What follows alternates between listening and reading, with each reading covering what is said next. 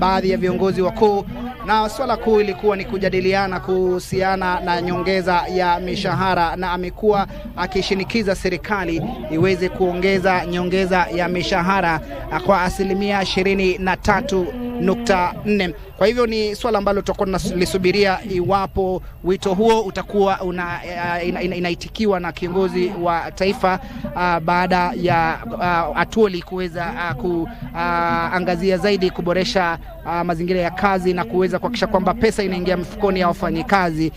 Kumbuka kwamba kumekuwa na lalama za hapa na pale kuhusiana na ushuru ambao unatozwa, lakini amesisitiza kwamba kando na kuwepo kwa ile ushuru ambayo husaidia pakubwa taifa kuweza kupiga hatua kubwa na kuweza kuboresha maendeleo kote nchini, basi ni muhimu zaidi kuangazia zaidi kuhusiana tu na nyongeza hiyo ya mishahara ya asilimia 23. Kumbuka kwamba tangu kuanzishwa kwa KOTU nyongeza ya mishahara ambayo imekuwa ikishinikizwa ambayo ni kubwa zaidi ni asilimia 23.4. Ni muhimu kuweza kukudokezea mtazamaji kwamba mwezi uliopita Francis Atuoli aliweza kuchukua hatamu nyingine ya uongozi ya miaka 5 kwenye uongozi wa KOTU. Kwa hivyo atakuwa mmoja wa viongozi katika muungano wa vyama vya wafanyikazi nchini ambaye amehudumu kwa muda mrefu. Kumbuka kwamba atakuwa anaendelea hadi atakuwa anakamilisha miaka 31.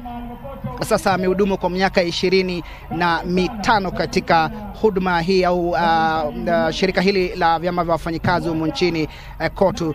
Kwa hivyo tunataraji kwamba zoezi hili liweze kuangazia zaidi kuboresha mazingira ya kazi. Tunatazamia Rais William Ruto ambaye ndio amiri jeshi mkuu wa majeshi yote ya ulinzi aweze kuhudhuria hafla hii ya kitaifa kama ilivyo ada, kama ibada. Amekuwa akihudhuria hafla hii na kwamba na za awali na marais hapo awali, KOTU imekuwa ikiangazia zaidi kufanya kazi na serikali. Tofauti tu ni wakati wa enzi ya rais mstaafu hayati Daniel Toroitich arap Moi mwaka 1993, ambapo kulikuwa na mihemko ya hapa na pale, kulikuwa na maandamano ya kuboresha mazingira ya wafanyikazi humo nchini, na kulikuwa na ilikuwa historia ilijiandikisha mwaka huo mtazamaji, ambapo Rais Moi wakati huo hakuhudhuria ile hafla ya wafanyikazi na akatuma waziri aweze kuhudhuria katika hafla hiyo ya kitaifa. Na nakumbuka kwamba katika hafla hiyo waziri alipohudhuria katika hafla hiyo ya vyama vya wafanyikazi aliweza kuzomewa vikali na wananchi. Kwa hivyo KOTU imekuwa ikihakikisha kwamba inaboresha mazingira ya kazi na kufanya kazi na serikali kando na masuala mengine ambayo inazungumzia kuhusiana na nyongeza ya mishahara homo nchini. Na Atuoli alipochukua hatamu za uongozi ni mmoja wa wale ambaye alikuwa amekashifu vikali uongozi wa Rais Moi, na wakati alipochukua hatamu uongozi mwaka 2001 alikuwa amejiunga na baadhi ya viongozi katika muungano wa NAK ambao ulikuwa unaongozwa na Mwai Kibaki, na wakati huo waliweza kuwa katika debe na Uhuru Kenyatta ambaye alikuwa amependekezwa na Atuoli, ndipo alipopata nafasi na umaarufu wake uliweza kushamiri zaidi wakati huo watamu kuongoza chama hiki kikubwa zaidi cha wafanyikazi homo nchini KOTU. Mtazamaji, kwa hivyo ni matangazo ambayo tutakuwa nakuletea Kenye kutoka hapa kwenye shule ya upili ya wavulana ya Chavakali, eneo bunge la Sabatia, na kutoka ambapo alihudumu kwa wakati mmoja waziri mwenye mamlaka makuu zaidi Musalia Mudavadi. Ninajiunga na mwenzangu Simon Achola aweze kutuelezea vilevile hali ilivyo katika eneo hili. Tuko vilevile na Wycliffe Okech. Sisi ni wanahabari ambao tumekuwa hapa tangia tulipoanza mwendo wa saa 12. Tumefanya mazungumzo ya hapa na pale na baadhi ya viongozi, ikiwemo naibu katibu wa vyama wafanyakazi humo nchini Benson, vile katibu wa chama humo nchini Seth Panyako, baadhi ya viongozi wa eneo hili, naibu gavana wa gatuzi hili na vilevile mwakilishi wa kike. Pengine mwenzangu Achola, kwa maoni yako kuhusiana tu na sherehe hii kuleta mashinani, wewe kama mwanahabari ambao umekuwa ukihakikisha kwamba unaletea wananchi watazamaji taarifa za moja kwa moja, inaashiria nini kuleta sherehe hii ya kitaifa ya Labor Day mashinani, maana historia imejiandikisha? Na Kipnusu, kwanza huu ni mwonekano mzuri sana kwamba serikali imeamua ikishirikiana na chama cha wafanyikazi nchini KOTU kimeamua kwamba sherehe hizi zitakuwa zinafanyika si tu Nairobi, bali wataweza kutembea katika kila gatuzi na kuhakikisha kwamba kila eneo nchi hii inaweza kujisikia ama kuhisi jinsi sherehe hizi zinapaswa kusherekewa. Hii pengine ukiangalia tu kwa macho ya pengine peupe utaona ni kwamba pengine ni kama sherehe nyingine tu za kawaida, lakini ukiangalia kiundani sana utapata kwamba hii ni ishara tosha kwamba inalingana na katiba yetu ya 2010, ambapo kwanza ilihakikisha kwamba tuna magatuzi, pili inahakikisha kwamba pia kuna nafasi katika kila eneo nchini, na hivyo basi inapunguza ule msongamano wa kila mtu kutaka kwenda kufanya kazi Nairobi. Tukianza kusherehekea sherehe hizi katika maeneo ya mashinani, inamaanisha kwamba pia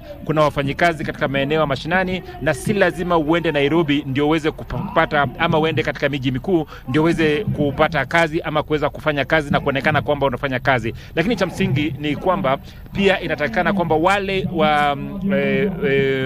wale ambao wameajiri ama wale wameajiri watu waweze pia kujua kwamba serikali ina mkono mrefu jinsi wanavyosema, na inaweza fika kote nchini, na wale ambao wako katika maeneo ya magatuzi kama haya, basi nao pia waanze kufikiria jinsi wataweza kufanya kazi na kuweza kutengeneza mazingira bora ili kuweza kuhakikisha kwamba wafanyikazi ambao wanafanya kazi wanaweza kufanya jinsi itakanavyo na waweze kuzalisha mazao ya kutosha nchini. Na mwenzangu Achola, umekuwa na mazungumzo ya moja kwa moja na naibu katibu mkuu wa vyama vya wafanyikazi humu nchini KOTU Benson Okwaro. Mtazamo wako kuhusiana na ile wito tu wa KOTU kwamba nyongeza ya mishahara iweze kuitikiwa wito na Rais William Ruto? Je, kwa mtazamo wako unaona kwamba hilo litaweza kutimia? Umezungumzia kuhusiana na hatua kali kuchukuliwa dhidi ya waajiriwa ambao hawatii zile kanuni na sheria ambayo imewekwa ya kuajiri wafanyikazi. Wengi wanakosa mishahara kwa muda mrefu. Nimezungumza na Seth Panyako, amesema kwamba gatuzi hili la Vihiga vile vile baadhi ya wauguzi hawajaweza kupewa mishahara yao. Pengine kwa mtazamo wako kuhusiana tu na ile wito au ile itikio ambayo iko kwenye muungano wa vyama vya wafanyikazi ya nyongeza ya mishahara? Na Kipnusu, sina uwezo sana kutabiri ni nini haswa Rais William Ruto ataweza kusema ama iwapo ataweza kuitikia wito huo, bali ninachosema kwamba mimi ni baadhi tu ya wafanyakazi humu nchini kama wewe na wengine ambao wana matarajio makubwa sana kwamba Rais William Ruto basi ataweza kuitikia ule wito wa KOTU na kuhakikisha kwamba basi kuna nyongeza ya mishahara.